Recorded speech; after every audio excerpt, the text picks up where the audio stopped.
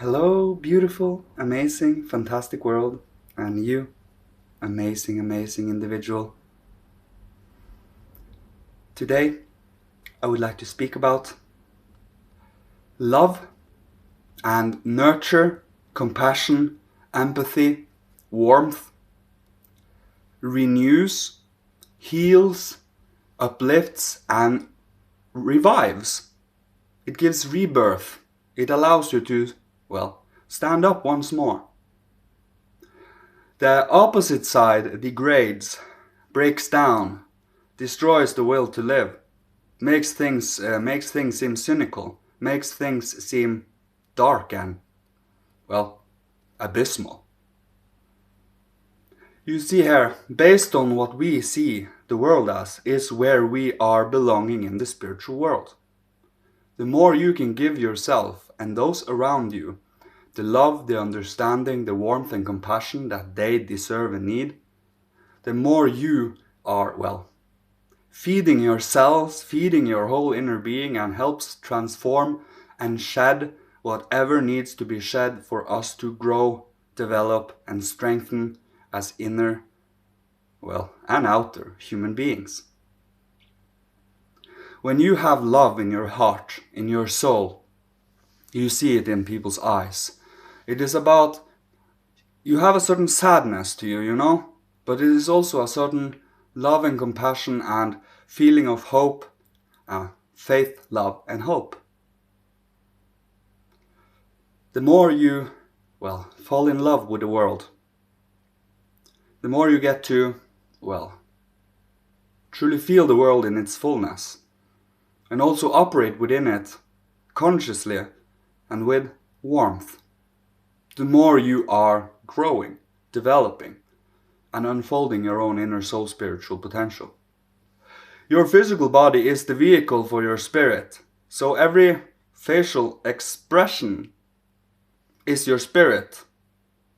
It's also behind every senses of yours, behind thinking, feeling, and willing, behind ascension soul, intelligence soul, and consciousness soul, behind the astral, etheric, and physical is your ego, your spirit.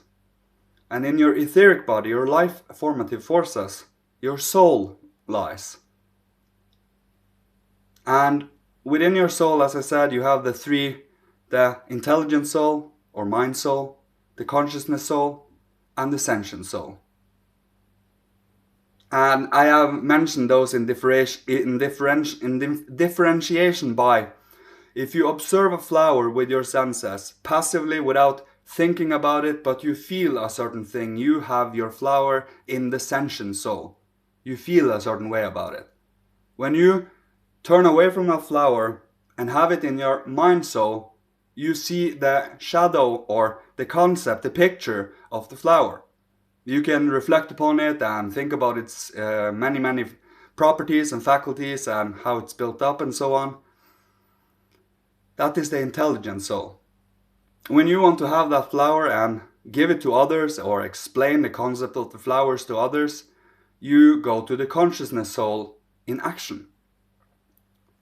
These are the three soul regions, in a sense, that can be made aware of in this present moment. The more we are immersing ourselves within our own inner being to shed, purify, and to strengthen our inner being, the more we lift more and more and more of our being up from the abyss. You see, we are already partially in the abyss right now, you see? Because we are to overcome that abyss. It is about not letting our automatic and reactionary state to be hatred, to be disdain, to be cynicism, to be nihilism. That is what destroys will to live. That is what, brings everything but nourishment to the soul and spirit. It is all about holding strong to the practices despite seeing all the ugliness on this earth. And it is what it is ugliness. None of us here need to deny that, right? But there is goodness and beauty in this world. There is a lot of it. every single mineral, every single plant, animal, and individual human being, every culture, and also the influxes of spiritual insights and inspiration from higher realms, when we lift ourselves up from the abyss to be able to hear them clearly. And they give love, they give understanding, they give you the strength to feel compassion, warmth, and nurture to your soul. So when you feel pain, when you feel that, damn, this world is really, really hard to maneuver in, you get up again every time. Oh, it's so warm today. Ooh. Okay. By wanting to master ourselves, love is the most useful tool, because you give yourself the compassion, the patience to make mistakes, the patience to do small errors, because you know that these small errors is by yourself in your own being, and you overcome it so you can come back and speak about what you overcame. We are constantly shedding. We are constantly renewing our inner spiritual forces based on our faith and based on, well, also the insight and understanding, the enlightenment of knowledge to our faith. Knowledge, true wisdom and knowledge never weakens faith. It strengthens it immeasurably. The more you learn about spiritual science, the more faithful you become, because you have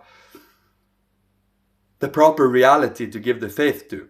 You see, the more of reality you see, the more faith you can give to it, because you see the whole picture, the wise guidance of the world and the karma and destiny, but also the freedom and the inner development that every individual human being have, and the freedom to do so.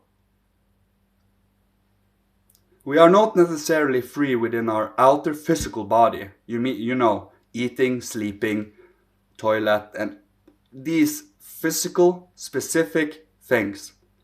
But you, as a feeling, thinking, and will-being, can sit and unfold your inner being, strengthen it, master your own inner self, to be a little, what should we say, separated from your physical body, so you can see things more objectively instead of being locked down into it. You're kind of in the middle here, as I said. Your ego is the perfect equilibrium of the two dissolving and the drying up forces. And in the middle there is the human being, as I have said. That is where the Christ principle is. The balance, the healing. So, it is all about having the sincere intention and honesty to truly follow along on the path that you have been prompted to. You are invited more or less every day. It is all about taking that first step and to begin somewhere. If you have begun somewhere, you already understand where I'm coming from, because, well, this is a life's work, not a season, not a day. So it is all about holding steady and strong, and never become pressured. You pressure yourself, of course, but don't let yourself be pressured by the world.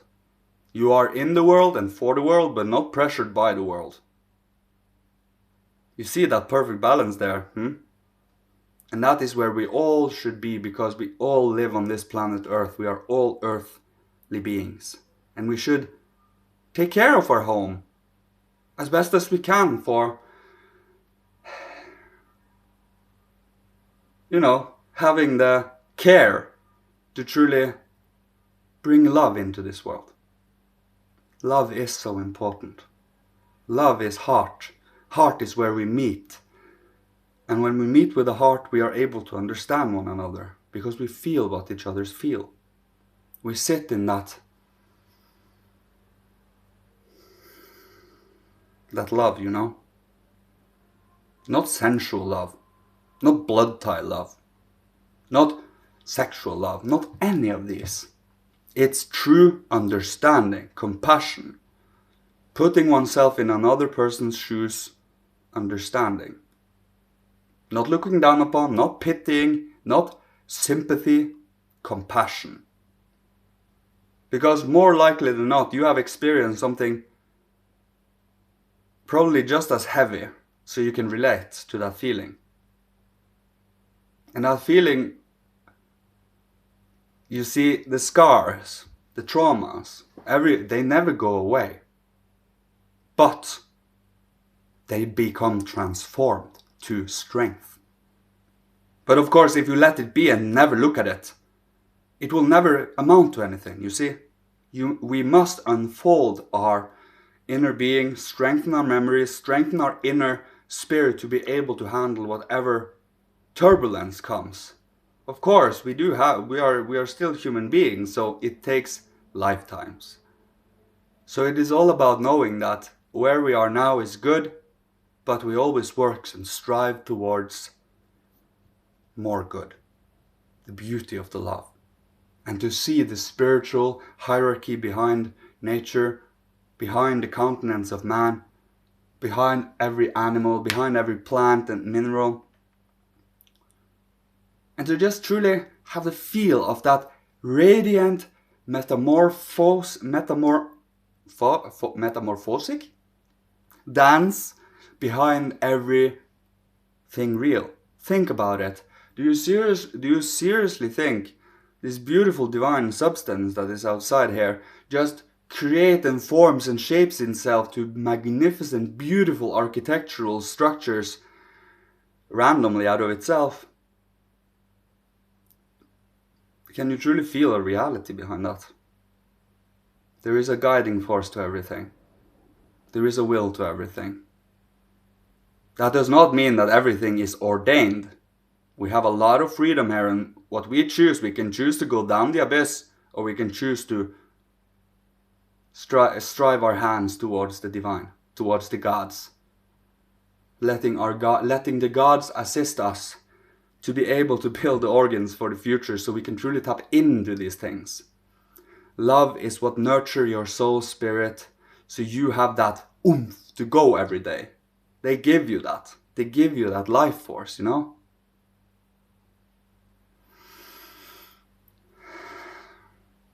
So be loving. But be loving with intelligence. Be loving with awareness and awakeness. So you can become aware of what you need to shed, what needs to go, what doesn't fit anymore, because it is constantly bogging you down.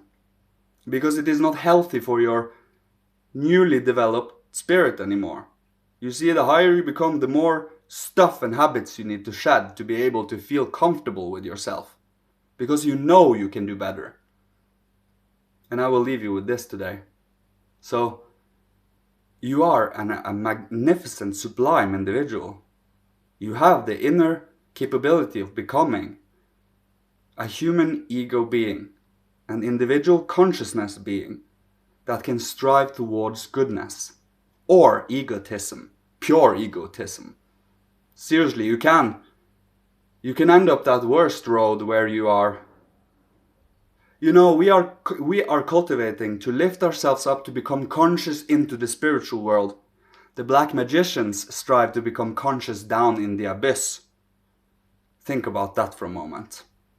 Think about wanting to be conscious down in living. I promise you, hell is actually a child's play in relation to the abyss. Ahriman, or Satan, is child's play in relation to Sorath, the Azuric forces. The only reason we do not include the Azuric or Soratic forces when we speak about Lucifer and Ahriman is because Sorath is the black magician 666.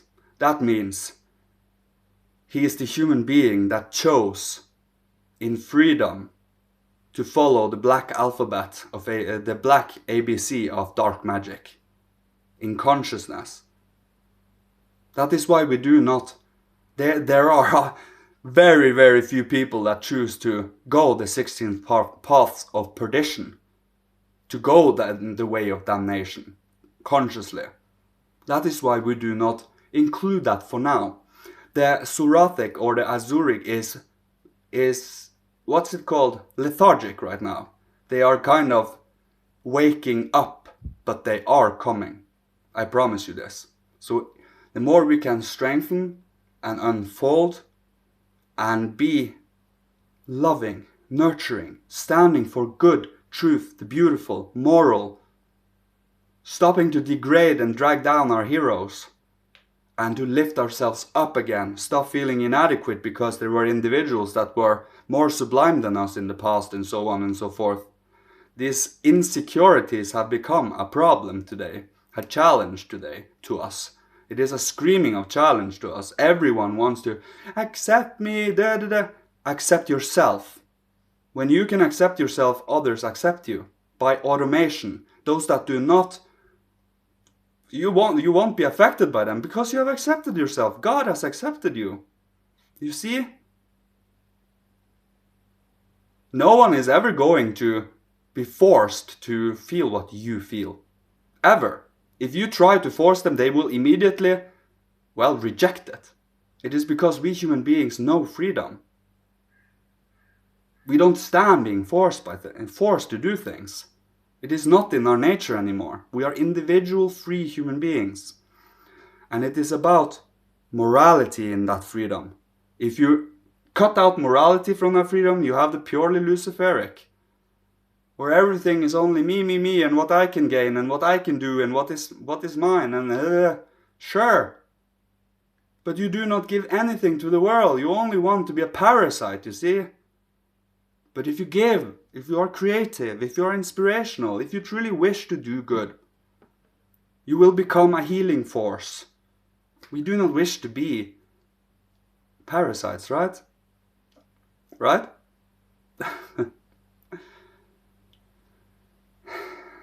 It is about feeling this different. You can isolate yourself into a bubble, losing yourself in a group soul. You can isolate yourself in another way and just be purely egotistical and cut out everything in the world. Or you can sit in the middle there, where it is all of those at the same time. And that is what I will leave you with today. It's so good to come back again after a weekend of shedding and healing and nurture. It's important to have those relaxation, to be able to truly uplift, renew, and charge up. And it is all about the intention, you know. Strengthening will enough so that you can hold your intention is kind of the first requirements in esoteric science, you know. To be able to hold strong, steady, sturdy, concentrated, focused, being flexible, mobile, maneuverable with your own ego, with your consciousness. So you can, on a dime, change to your ears and listen, or change to your eyes and observe, or change to your nose and smell, or you know what I mean here, or your hands, or maybe walk, or maybe you feel it down in your stomach. That's your spirit. You see how much you moved right there, even by sitting still. That is your spirit. So, the more you become the spirit, working upon yourself and the world. May Father, Holy Spirit, Christ, Michael, ancient masters of all hierarchy, every archangel on the planets, ancestors from every incarnation, bless, protect, guide, and love you on your beautiful, amazing path to awakening, to connecting to,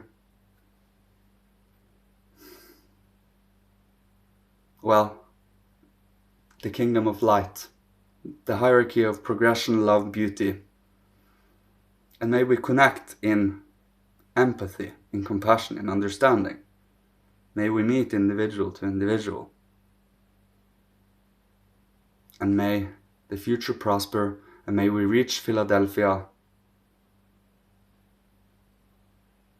so that we can truly shine out that warmth, that community of love, self-free chosen love, cultivated in understanding and freedom. I love you all so much. Thank you, thank you, thank you. You beautiful, beautiful individuals. You beautiful personality. You beautiful human being that has gone through so much, that has experienced life and not given up. Because love is what renews, what rebirths. Without that love, you have no reason to rebirth. You have no reason to grow. You have no reason. But once you have the love, you know, you infuse yourself with that. And you become part of the hierarchy. So, thank you. I love you so much. Goodbye.